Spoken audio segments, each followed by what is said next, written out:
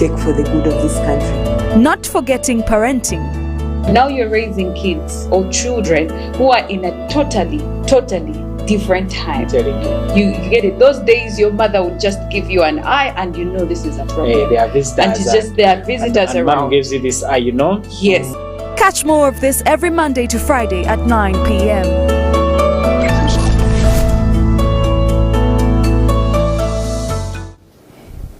A very good evening to you, esteemed viewer. We welcome you to Church of Uganda Family TV. Here we are with Family Hour. Today is a Wednesday, and this is our Wednesday edition where we discuss our finances and wealth. Today we are looking at something very interesting.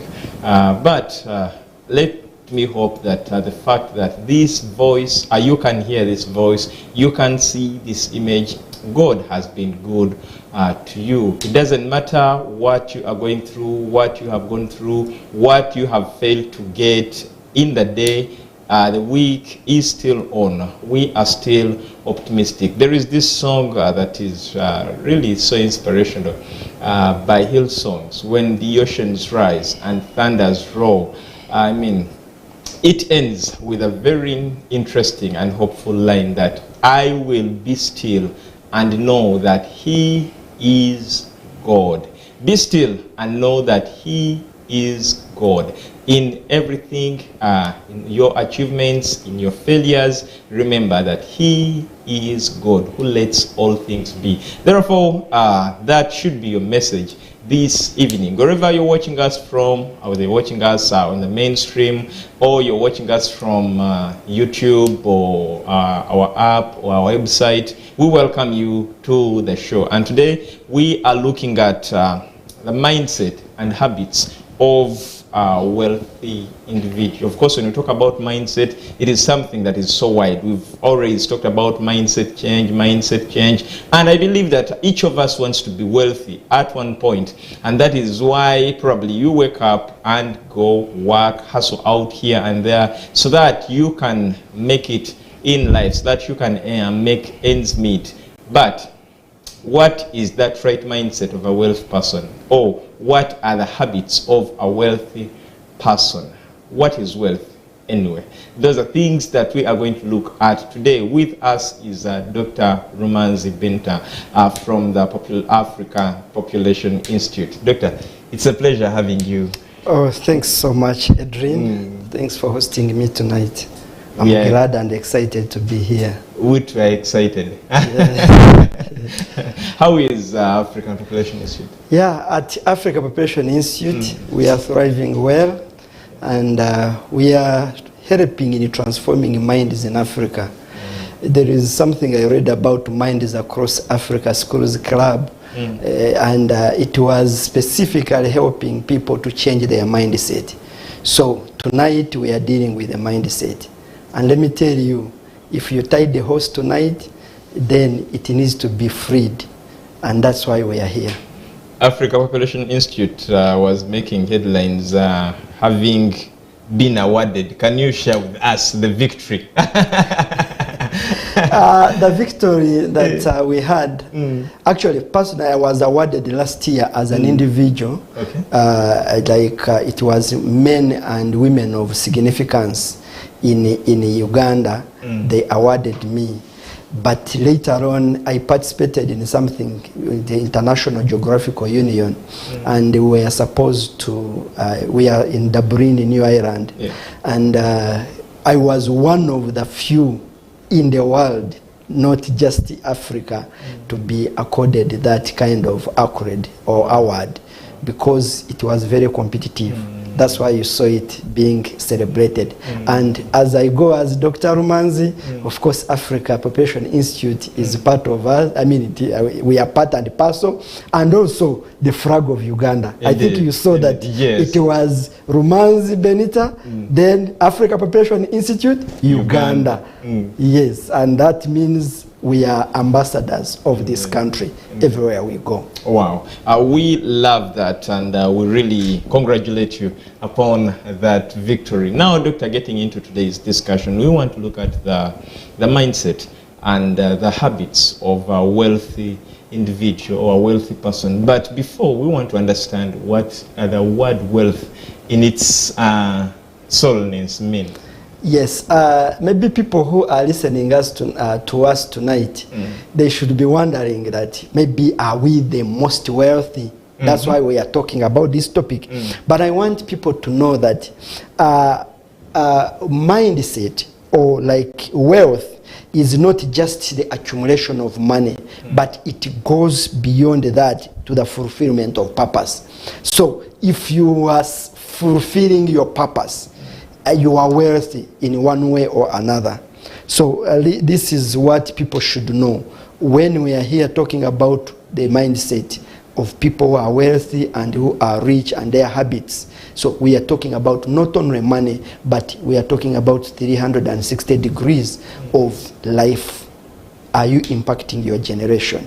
Are you doing what is suitable for your family? There are people who have money, but they don't have families.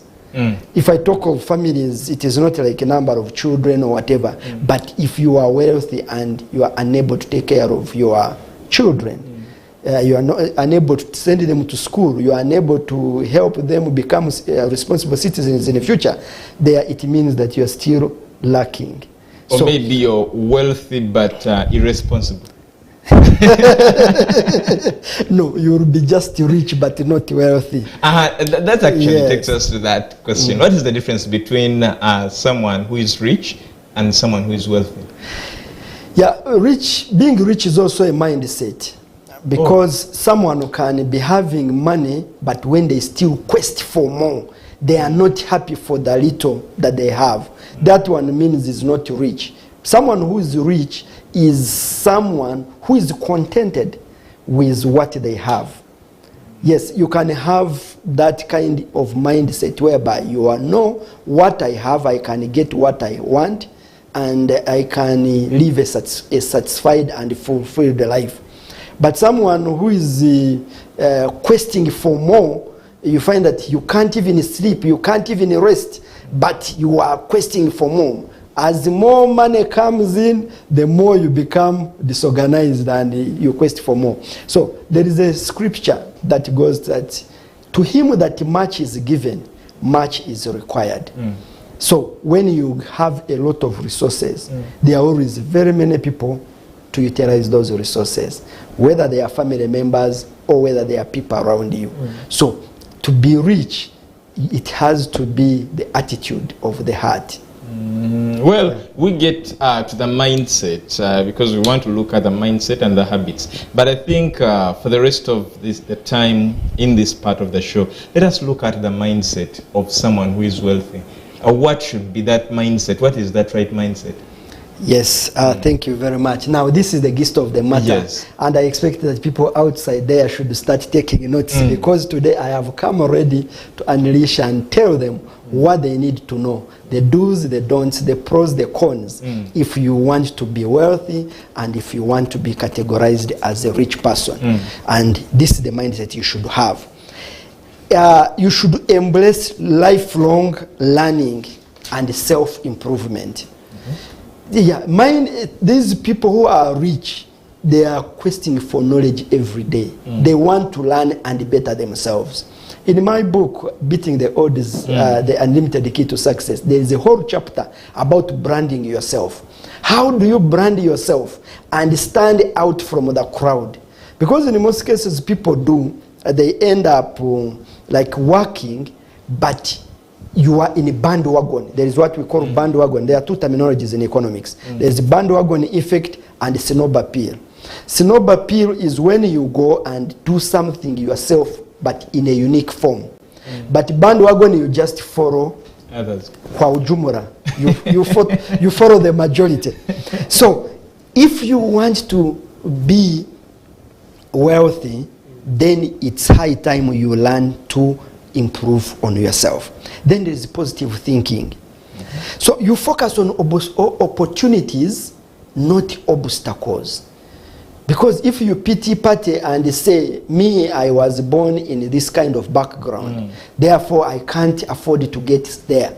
We've seen people who grew up in the ghetto, and right now they are the ones who are a force to reckon with.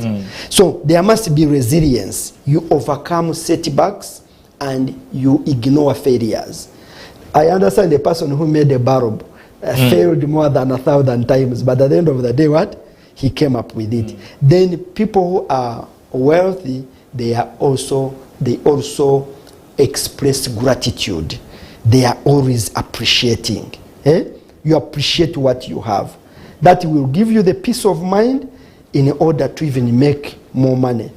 But if you are not that kind of person who appreciates, then you end up keeping on accumulating loans because you are competing with someone else. You want to be better than Sudhir in one night.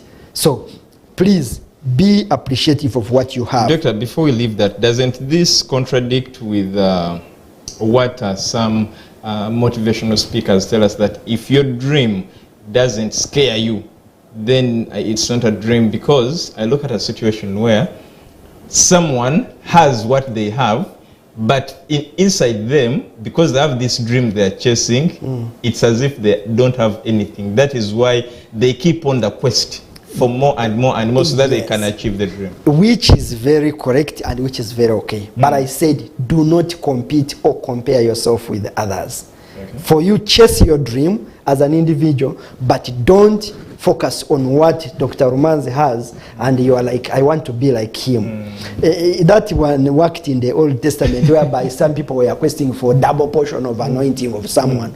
But right now, focus. You need to have your own goal. You shall see it when we go down. The habits, like financial habits.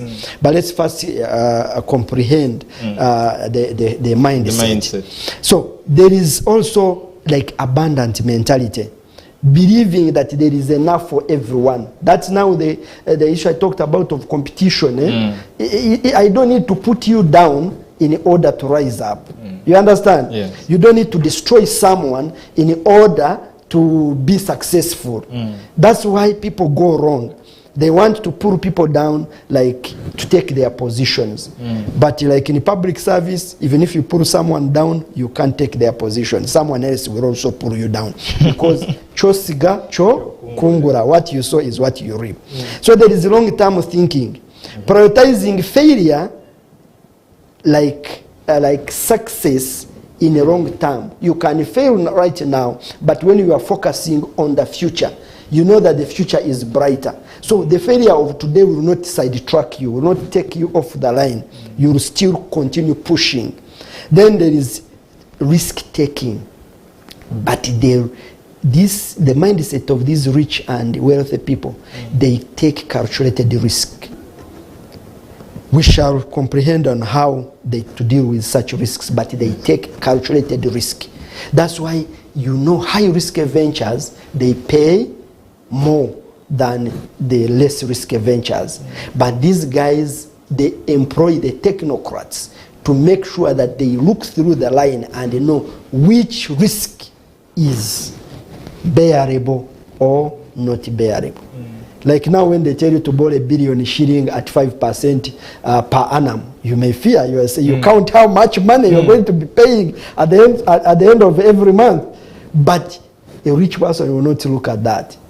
Or a wealthy person will just take it and then reckon with it. Then there is self-discipline. They control finances and emotions. They are not emotional spenders. The last time we were here, we talked about emotional spenders. You go to Kampala Road and you hear people call, who is going to sell whatever, and you buy something, even what you don't need.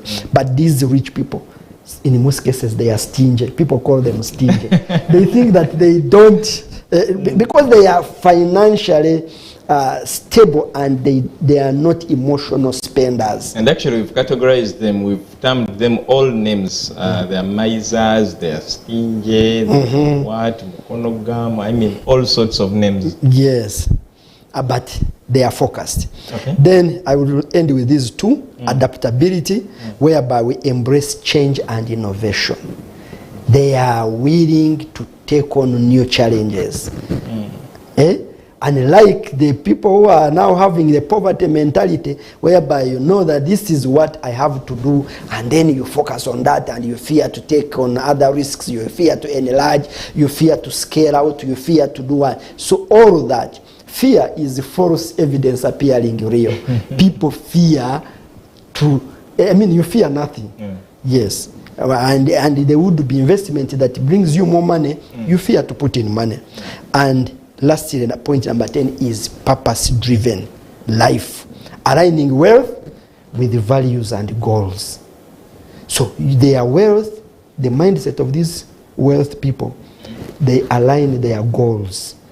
And they have a purpose to why they are investing in whatever they are investing in. And that's why you see them, they are highly effective in whatever they do. Okay. Still on this, still on the mindset, we have a mindset, especially in the young people, okay, even the old people, but we have a mindset of people who are doing business, where we keep on accusing the economy, each and everything, anti-economy. So what about someone who has such a mindset where they feel that there is nothing much they can get? We have people who are termed themselves as medeyalero. For them, they work for today's food. When they get today's food, that is enough for them. And that is their mindset. Where do you categorize such people?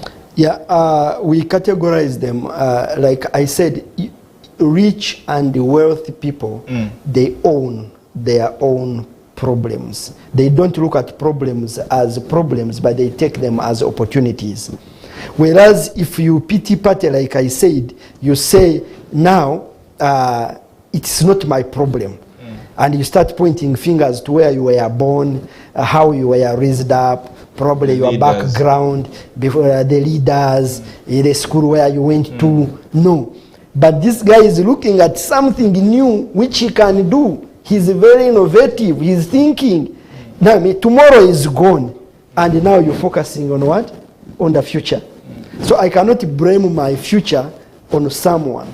But yesterday, what my father did not give me, I can actually get it myself. So now, the people who still believe that they have to focus on what is not in line for them, let them know that the lines are falling in the present places for them. Let them wake up and do not blame on anyone. A blame game. Don't point fingers because the rest are pointing at you. Yeah. Well, besides people who point at others, we also have people who believe that they have really tried out. They have given life their best, but things are not making up, they're not adding up. For instance, someone thinks, I have been creative enough, I have identified a problem in my community, I have addressed that problem, probably I have done this, but still things are not adding up. Is that still a mindset, or there is really a community problem, a societal problem? No. Now you're talking like someone has reached the end of thinking capacity. You know what we call ETC, means end of thinking capacity. But the idea is there is always a way out. You can't say that someone is in the box. Again, in my book, I will forward you in my book, there is a whole topic I put of thinking outside the box. I mean, you may think that you have thought, but have you read books to find out how people who solve the problems, how they dealt with them? So, if you rely on your own thinking, the same applies to the Proverb chapter 3, verse 5 and 6, that trust in the Lord your God. Do not lean on your own understanding. In all your ways acknowledge him. He will direct your path. So you can't say that you are at the end of it all. If you have failed, just trust God then. If you have failed, then read the books. If you have failed, then consult your neighbor. If you have failed, but there is always a way. So if someone says he has done everything, that is a suicidal tendency. Like someone is about to end their lives because they feel they have tried everything. No way. Just read about men and women who were very effective. All of them went through struggles. There's a book I would recommend people here to read about the God's generals.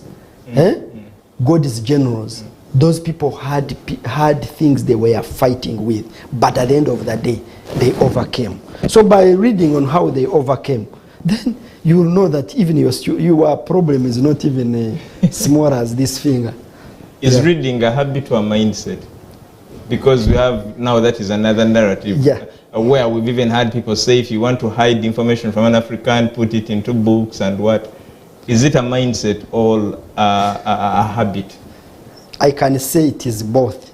It is symbiotic. It can be a mindset, it can be a habit. But it is, if you change your mentality, then you start reading, you are questing for knowledge. And in questing for knowledge, you are changing your mindset. So I encourage people, please read. There are some books that I've put down here that I want to recommend to people to read. A book that changed my life. It was by Robert Kiyosaki, Rich Dad, Poor Dad. If you read that book, your mindset will change. You will understand that people who are very effective, they have gone through a lot, and you request to get there. I think we need to get to the let us look at the habits before we get into the other details. In a few minutes, we shall handle some. As we go for break, we shall come back with more. Okay, I will categorize the habits into 3 categories. Okay. There is what we call financial habits. There is what we call productivity habits. Then there is what we call personal development habits. And we shall end with relationship habits. Oh. There are 4. There are 4 actually. Yes, there are 4. Financial habits, productivity habits, then personal development habits, and relationship habits. Okay. So let's begin with the financial habits of these highly effective. Actually, we call them the affluent. We call them the affluent. People who are rich and they are wealthy. So one is they do saving. These guys save. They build an emergency fund for whichever. It is like a buffer stock that protects them from every wave that comes against them. Whether it is retirement or whether it is to protect their business. But they have a mentality of saving. That's why they are called stingy. That's why they are called what? Mukonogam. Yes, because they are trying to safeguard against the future. Then there is investing. They invest their resources. They grow their wealth in smart investments. That's why when you go to a rich person and ask them what you need to do, you will go and sell your idea to them. And they are willing to invest in money in order for you to work with them. There are people who have money that is idle. They are looking for where to invest it. But if you come up with a smart investment strategy, then they will be able to fund you. These people. Like when you talk of the Warren Buffett, then the Elon Musk, they are investing widely in everything that comes up. They are not the ones who are forming the AI, but there is someone who does it, and then you go to them and then they buy the idea and then they build it up. Then budgeting. They manage finances effectively. Budgeting is what we come up with proactive and reactive purchasing. So they only buy what is on the list, not outside the list. Or they only do what is pre-planned. That's what I try to mean. So they avoid debt if they can. Yes, they get debts, but they only get those which are manageable, or whereby they can also minimize the what? The interest. You find a rich man is seated in Centenary Bank bargaining for a Ronnie cut. But for you, because you don't care, you just go and where they tell you it is 5% per year, you just accept it, and it is beggar my neighbor policy. You don't have any option. But then there are these people whereby you will come and know, if I am taking $1 billion shilling, even if you reduce for me the percentage of interest by 0.05, that percentage is a lot of money. So they will negotiate and renegotiate the contracts. Okay? Actually, Doctor, let's take a short commercial break. At that point, when we come back, we are going to start from there. It's an interesting discussion. Stick with us as we come back from the break.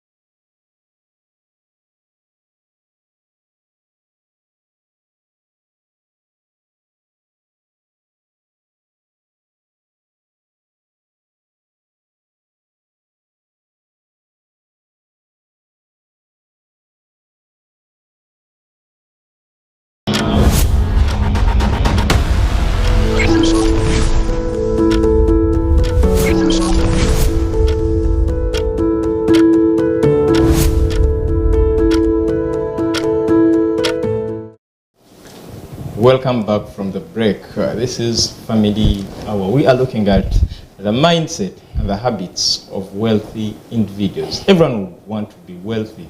Now, here we are. We looked at the mindset, and now we are looking at the habits. Before the break, we had started on the financial habits. Doctor had taken us through about 3: saving, investing, resources, and budgeting. Doctor, and I cut you short because we really had to take a break, but here we are back, and we continue with the the financial habits.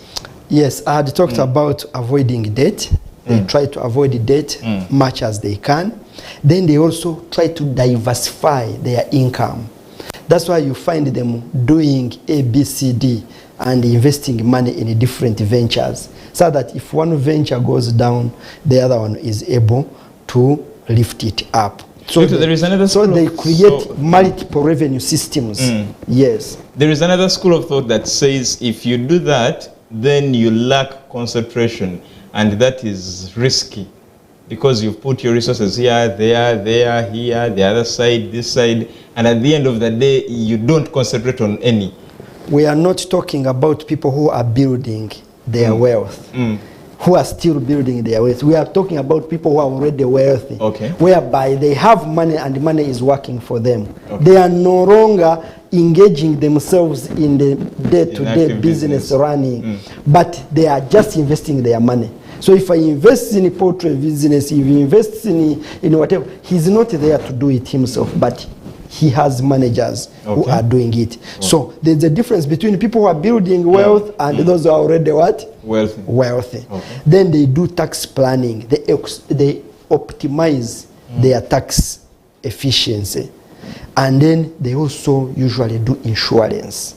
They insure their properties, they insure what they do in order to safeguard against the risks that may arise. And the last on the financial habit is estate planning. because they secure legacy through their heirs. If we talk of the Mukwano group of companies, I mean, they are long gone, the older ones, but their legacy still stands because it was well planned estate-wise. So let's go to the productivity habits.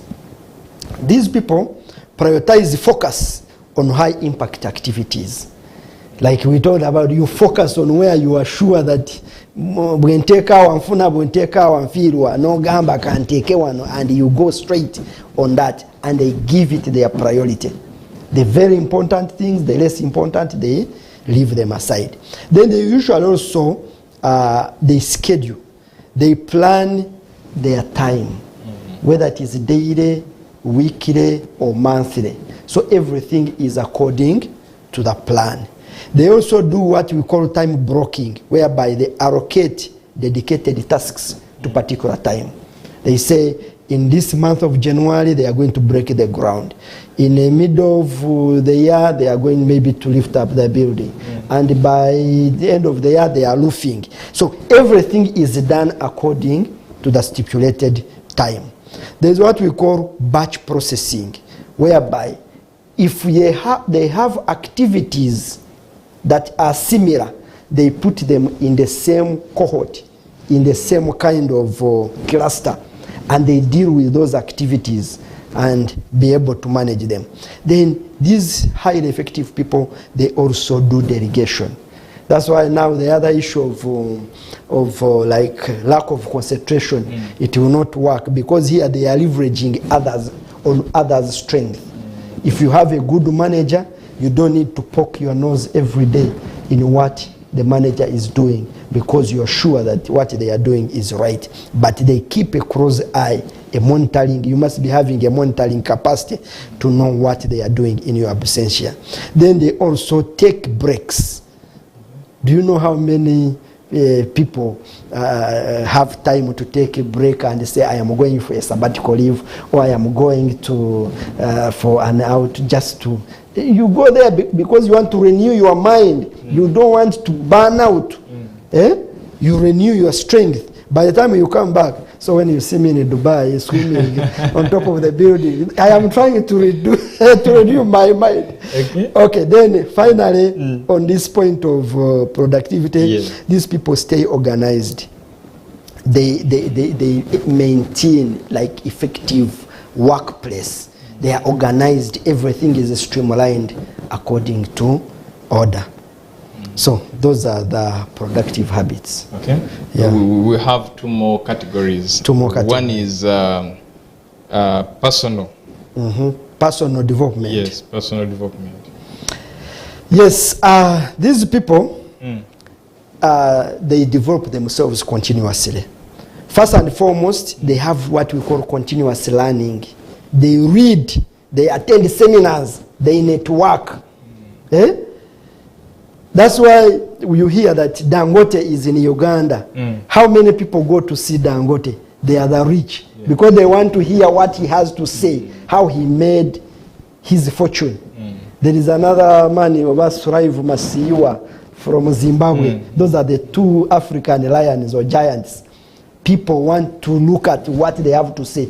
Even if he just appears and tells you the two methods of succeeding in life, you go with that because it has been tested and proven. Then they do self-reflection. Regularly, they evaluate progress and adjust on strategies. So when you do self-evaluation, you know, here you did this and this is what it brought as an outcome. So how can I now edit myself and renew what went wrong and leave it aside? So they also set goals.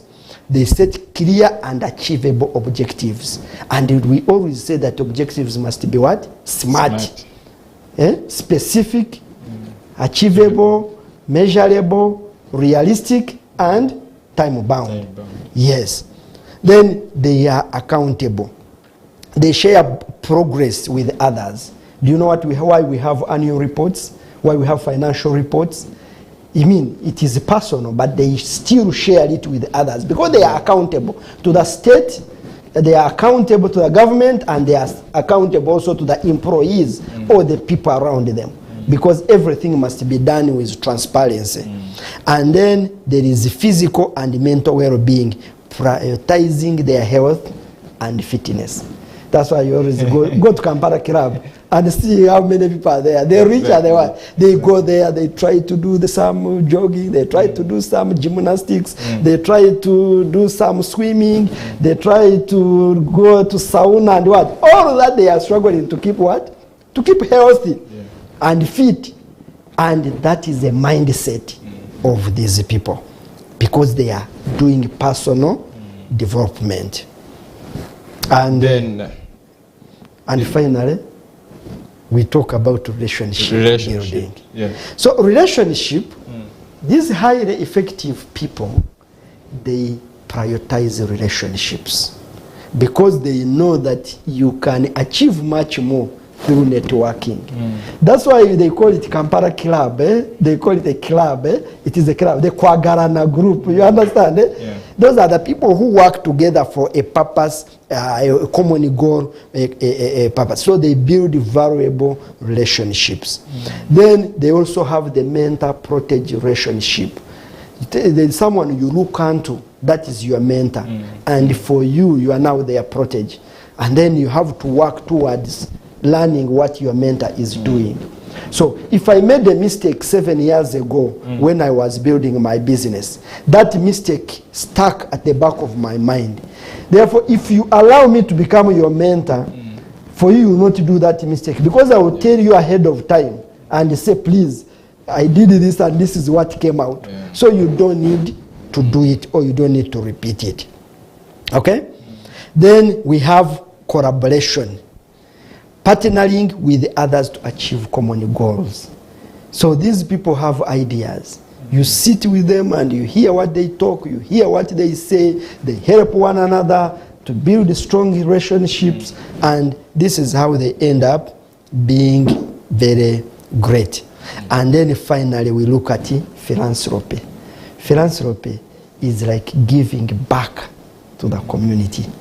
Like now our the man in the control room talked about what? Talked about giving back. Yes. It is more blessed to give than to receive. And when you give much more, you will get more.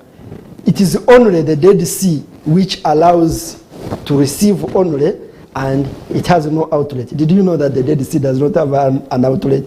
It is a retainer. All the rivers come and throw water there, and it doesn't flow out. No, and because of that, there is no life in it. So there must be giving back to the community. That is what we call what? Philanthropy. Okay. Doctor, you kept on referring to books and referring to books, but also you are an author of a book, Beating the Odds. But also you kept on referring to books, Rich Dad, Poor Dad, and all that. What is the relationship between reading books and exposing yourself to reading and then wealth? Yeah, we talked about that point of branding yourself. Like by reading books, you are illuminating your mind, and you're like washing your mind and trying to show to know what you didn't know.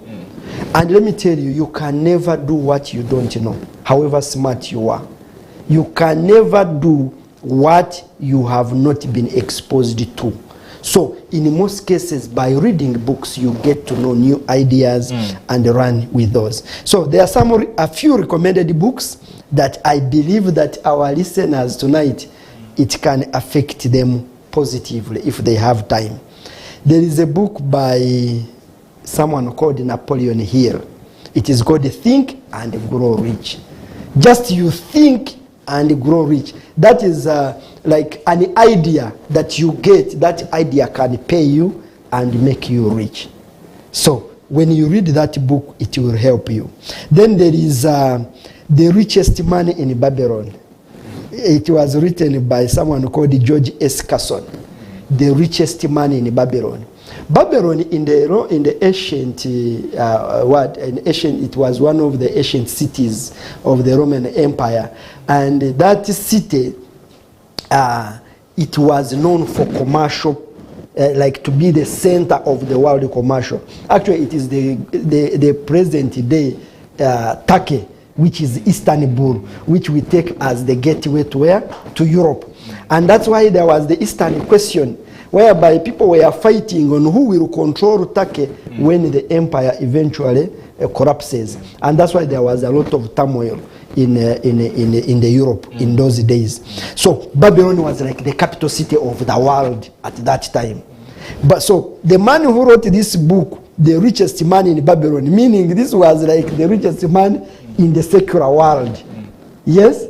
And therefore, he will tell you how this man made his fortune. And then there is also a book by my friend Thomas J. Stanley. I would call him my friend because he also opened my mind. It is called The Millionaire Next Door. Did you know that next door there is a millionaire that you don't know? But by reading the book, you will know that you can be the next millionaire. Then I talked about The Rich Dad, Poor Dad by Robert Kiyosaki. There is also the other one of Ben Castle, Gifted Hands. It is the time when he separated the Binder twins.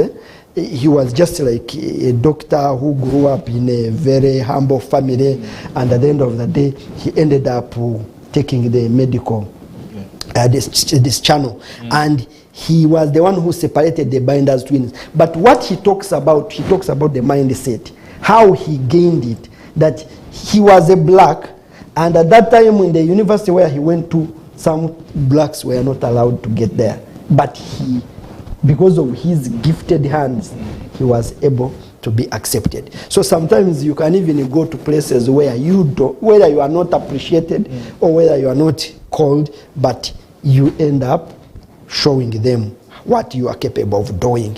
Then there is also the 4-hour work week by Timothy Ferris.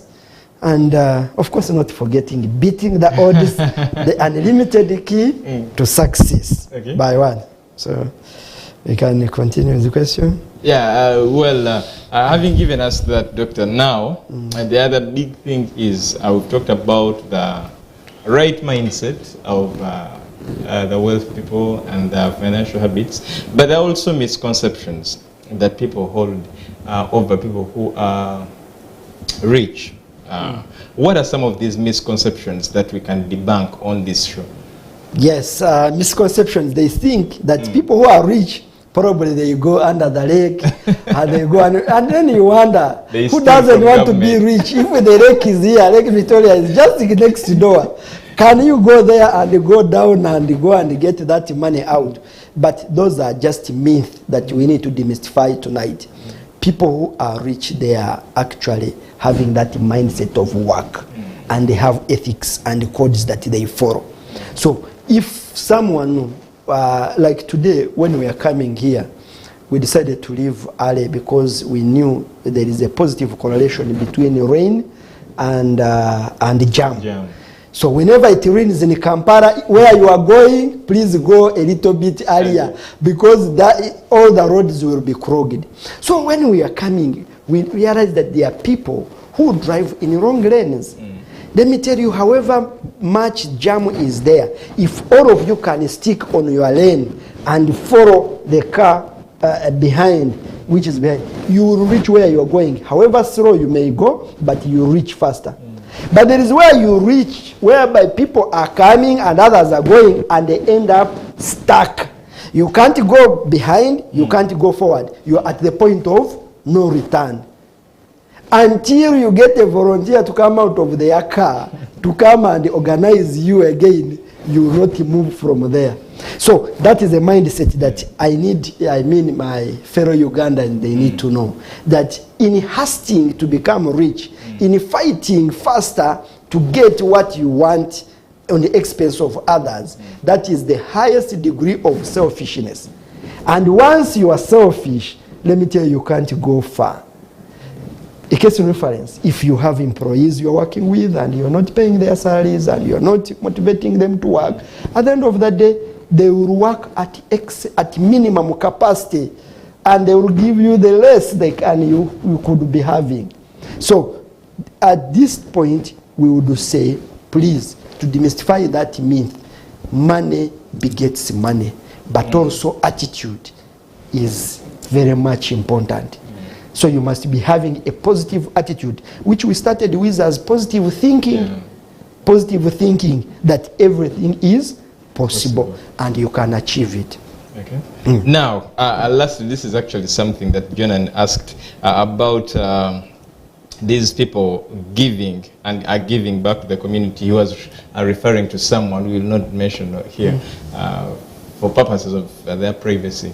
But he said this is someone who has accumulated a lot of wealth, but they give money. They give money to whoever goes to them, wherever they go, they give people money. And how do these people who are wealthy give back to the community? Is that the way we know that now this person has reached the top of the bar of wealth, so all they have to do is, money is no longer the problem is spending? No, I will give an example again. When you talk about that, you remember the men who came here in this country and they were dashing out money anyhow.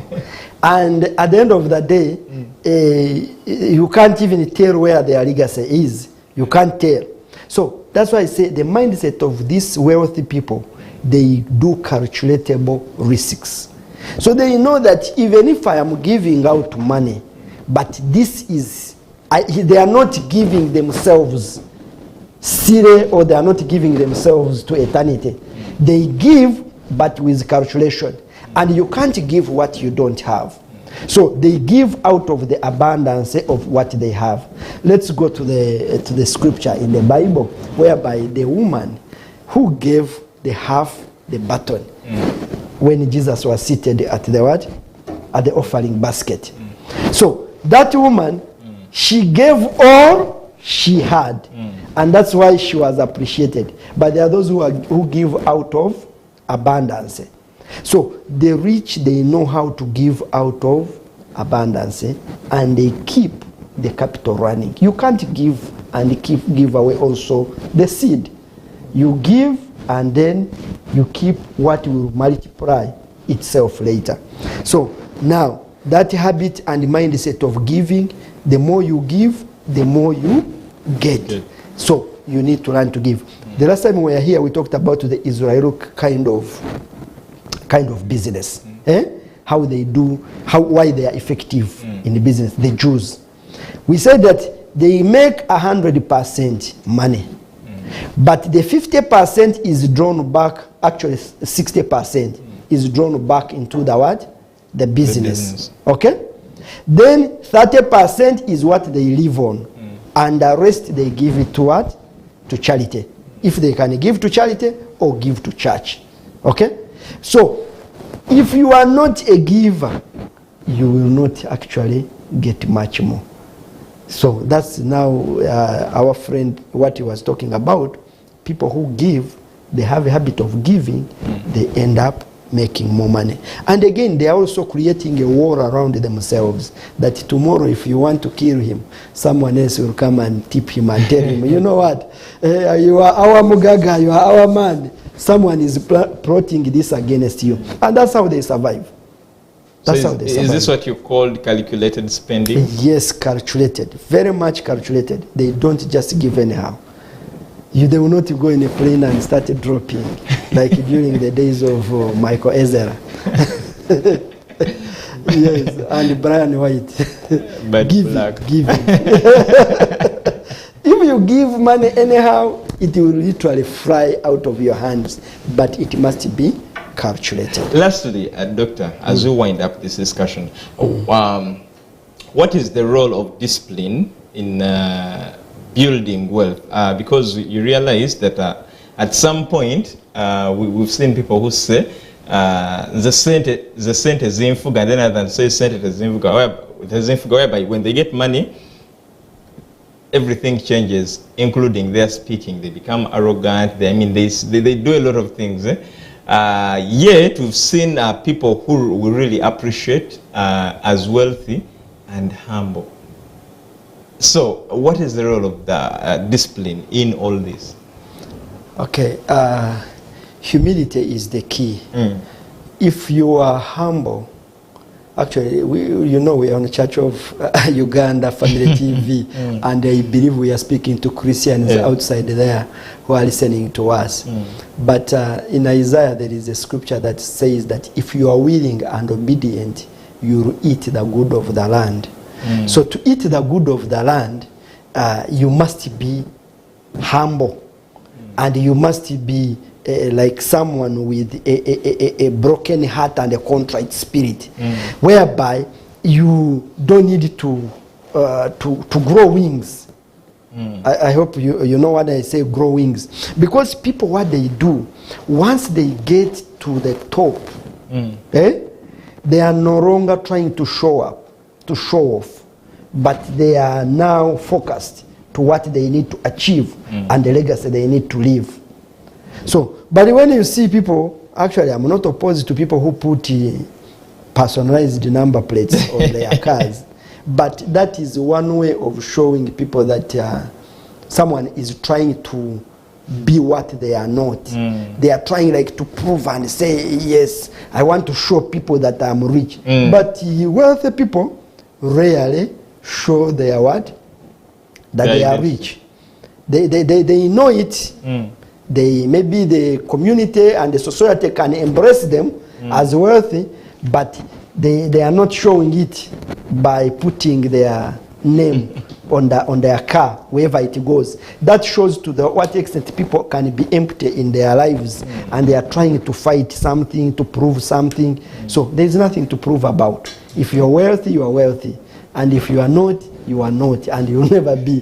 So let's learn how to be humble, that even when God has exalted you and taken you to some level, you can still be a down-to-earth person. You can still talk to the community. You don't have to step on people's heads. Yesterday I saw on the news, there was a certain man, I think in Busoga there, with who could release his cows to go into people's farms and destroy them, and people were crying, saying, Nantagamgako, what and what. Let me tell you, those people don't live long. If everyone is cursing you, there are some people's curses which will work. So try your level best not to allow everyone to curse you every time. So be humble, and the Lord opposes the proud, and he gives grace to the humble. Amen. Doctor, in a minute, what are your closing remarks? My closing remarks, our dear viewers, we want to thank you first and foremost for listening to us and taking your time. I'm sure you have taken some notes and you've written something that will change your mindset and your thinking. But our effort has always been to transform the mindset of Africans, to know that Africa, we can make it. We can be financially independent. We can develop our continent. We can develop our societies. We can take away the child sacrifice. We can live away with all the bad habits of Africa, and we go forward to make sure that Africa is a better place to live in. And we allow all our people, like in the diaspora, to come back, and we develop our continent together. And I'm sure once we are here, and we are able to make our continent a habitable place, people will be seeking for visas to come and stay in the United States of Africa. Thank you very much. With the headquarters in Uganda. Thank you so much, Doctor. And thank you so much to you, our viewer, from wherever we started up to now. We've come to the end of this show. It's really been an insightful show. I believe you've picked out something, and the purpose is, or the objective is, that you try out some of these things. At the end of the day, you'll realize that you are a better person. Edwin Austin Mkalazi is my name. I've worked with Muhumza, I've worked with Jonajal, and very many other people, of course, that you never see or we never mention here, but just know it's a very big team that makes sure that you have this image on your screen. Next on TV is Soul Moment, and from the entire team, say good night.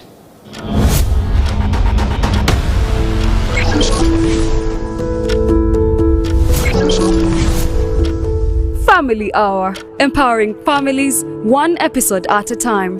Together, we build strong, healthy, and thriving families with our daily dose of inspiration and expert insights on topics that matter, like education and career growth. A child may be a good entrepreneur, but you're forcing the child to make sure that she passes sciences in order for her to be a what? A nurse. Family health. No one should one day tell you that, hey, since you have diabetes, you should not take Caro. That's a lie. There's what we call portion control. Finance and wealth. Keep track of your spending. And part of the spending, of course, as we said, be able to separate wants from needs.